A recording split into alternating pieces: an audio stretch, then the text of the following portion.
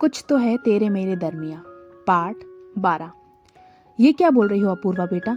नील जी अपूर्वा को देखते हुए बोलते हैं। मैं सच कह रही हूँ अंकल। अनन्या का ट्रांसफर जिस पेशेंट के लिए हुआ था वो और कोई नहीं, मिसेस अरुणा सिंह है। अपूर्वा कहती है, मतलब अनन्या ही हमारी अनु है? अरुणा जी मुस्कुराते हुए कहती है, जी आंटी, आपकी डॉक्टर अनन्या ही नील अंकल की बेटी है, जिसका पूरा नाम डॉक्टर अनन्या खन्ना है। अपूर्वा कहती है, पर अब अनन्या कैसी है? वो नील जी अभी बोल ही रहे थे कि तभी डॉक्टर आईसीयू से बाहर आकर सबको देख कर कहते हैं, डॉक्टर अनन्या अब ठीक है, उन्हें हमने ब्लड चढ़ा दिया है, वो कल तक होश में आ जाएगी। क्या हम दी से मिल सकते हैं डॉक्टर? अवनी डॉक्टर को देख कर पूछती है। डॉक्टर मुस्कुराते हुए कहते हैं, ओके, पर दूर से। Okay doctor, thank you so much. Neel ji कहते हैं, थैंक यू मुझे नहीं बल्कि मिस्टर सिंह को बोलिए। अगर वो टाइम पर डॉक्टर अनन्या को हॉस्पिटल नहीं लाते तो हम कुछ नहीं कर पाते। डॉक्टर मुस्कुराते हुए कहते हैं। डॉक्टर की बात सुनकर नील जी मुस्कुराते हुए अभिनव की तरफ देखते हैं, जो इन सब से दूर अपनी ही सोच में कहीं गुम था। डॉक्टर के जाने के बाद अनन्या को नॉर्मल वार्ड में शिफ्ट कर दिया जाता है। बारी बारी से सब अनन्या को देखने जाते हैं, सिवाय नील जी और अभिनव के। अभिनव बिना किसी को बताए हॉस्पिटल से बाहर गार्डन में आकर एक बेंच पर बैठ जाता है और आज के बारे में सोचने लगता है। थोड़ी देर बाद जब नील जी बाहर आते हैं तो उनकी नजर अभिनव पर जाती है, जो बिना कुछ बोले अभिनव के बगल में बैठ जाते हैं और अभिनव को देखते हैं, जिसकी शर्ट पर खून लगा था, जो शायद अनन्या को हॉस्पिटल लाते वक्त लगा होगा। वो देखते हैं अभिनव कहीं खोया हुआ था और उसकी आंखों से आंसू की छोटी छोटी बूंदें उसके गालों को भिगो रही थी।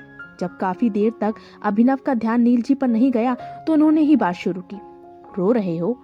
नील जी पूछते हैं। अभिनव अचानक किसी की आवाज सुनकर अपनी सोच से बाहर आता है और नील जी को देखकर कहता है, नहीं, मैं कहाँ रो रहा हूँ। तो ये आंसू? नील जी मुस्कुराते हुए अभिनव को देखकर कहते हैं। अभिनव अपने गाल पर हाथ लगाकर देखता है और जब उसे एहसास होता है तो वह हैरान रह जाता है। अभिनव हैरानी से नील जी की तरफ देखकर कहता है, पता नहीं, शायद आंख में कुछ चला गया होगा। प्यार करते हो ना अनु से? नील जी मुस्कुराते हुए कहते हैं, नहीं अंकल, ऐसा कुछ नहीं है, आप गलत समझ रहे हैं। मैं तो उसे उन्हें जानता तक नहीं, हम बस एक दो बार ही तो मिले हैं। अभिनव नील जी की बात सुनकर हड़बड़ाते हुए कहता है, बेटा जी, प्यार करने के लिए कई बार मिलना नहीं पड़ता, प्यार होने के लिए तो बस एक पल ही काफी है। नील जी मुस्कुराते हुए कहते हैं, आप गलत समझ रहे हैं अंकल, उसे उन्हें तो मैं ठीक से जानता तक नहीं हूँ। अभिनव कहता है, अभी मेरी एक बात याद रखना, आप से लेकर तुम तक का सफर ज्यादा लंबा नहीं होता, लेकिन ये सफर पार करना हर किसी के बस की बात भी नहीं है और मुझे खुशी है कि तुमने ये सफर पार कर लिया है। नील जी मुस्कुराते हुए कहते हैं। अभिनव असमंजस से नील जी को देखकर कहता है, मैं कुछ समझा नहीं अंकल। जल्दी समझ जाओगे बेटा, जिस दिन दिमाग की नहीं दिल की सुनोगे उस दिन मेरी ये बात भी समझ जाओगे।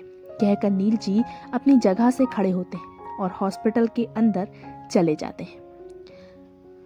थोड़ी देर बाद अभिनव भी अनन्या के वार्ड में आ जाता है। उस समय वहां कोई नहीं होता क्योंकि सबको आराम करने के लिए घर भेज दिया गया था। वो अंदर आकर अनन्या को देखता है, जो बेड पर गहरी नींद में सो रही थी।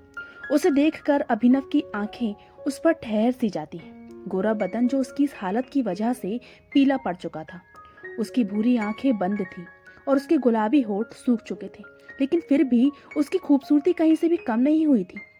अभिनव अनन्या को देखते हुए उसके सामने रखे सोफे पर बैठ जाता है और थोड़ी देर बाद अनन्या को देखते हुए ही उसे नींद आ जाती है। वहीं यश, जो अभिनव के साथ ही हॉस्पिटल में रुका हुआ था, अपूर्वा को ढूंढते हुए उसके कैबिन में आता है, जहां वो अकेली खिड़की के पास खड़ी रहती है। अपूर्वा। यश अपूर्वा को देखते हुए उसे आवाज लगाता है। अपना नाम सुनकर अपूर्वा जब पीछे मुड़ती है तो सामने यश को देखकर वापस खिड़की से बाहर देखने लगती है। जानता हूँ नाराज हो मुझसे, और होना भी चाहिए, गलती जो की है, लेकिन क्या एक चांस नहीं मिल सकता है मुझे? यश अपूर्वा के पास आकर कहता है।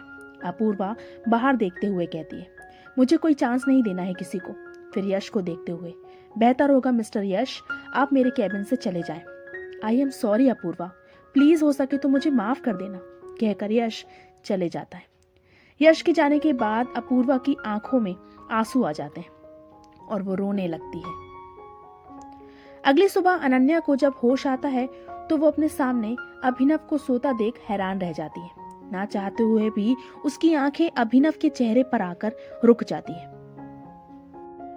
गोरा चेहरा जिसमें थकावट साफ नजर आ रही थी, उसकी हल्की नीली आंखें जो अभी बंद थी, हल्की बियर्ड और उसके बिखरे बाल जो उसके माथे को ढक रहे थे। इस समय उसे अभिनव किसी मासूम बच्चे से कम नहीं लग रहा था।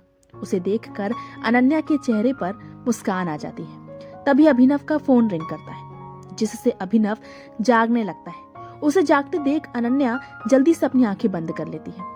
अभिनव उठकर एक नजर अनन्या को देखता है, फिर फोन रिसीव कर कुछ बात करके जल्दी आने का कहकर कॉल कट कर देता है। फिर अनन्या के पास आता है। उसे लगता है कि अनन्या सो रही है, इसलिए अपना हाथ उसके बालों में फिराता है और अनन्या को देख कर कहता है, जल्दी ठीक हो जाओ अनन्या, मैं तुम्हें ऐसे हॉस्पिटल के बेड पर नहीं देख पा रहा हूँ। ऐसा बोलते वक्त अभिनव की आंखों से एक आंसू निकलकर अनन्या के चेहरे पर गिर जाता है। अभी जाना पड़ेगा, मैं बाद में तुमसे मिलने आऊंगा, कहकर चले जाता है। क्रमशः आज का ये पार्ट यहीं समाप्त होता है। जल्दी मिलेंगे इसके अगले पार्ट के साथ। तब तक के लिए मुझे बताइए कि आपको ये स्टोरी अच्छी लग रही है या नहीं। Like, subscribe, comment. Bye bye.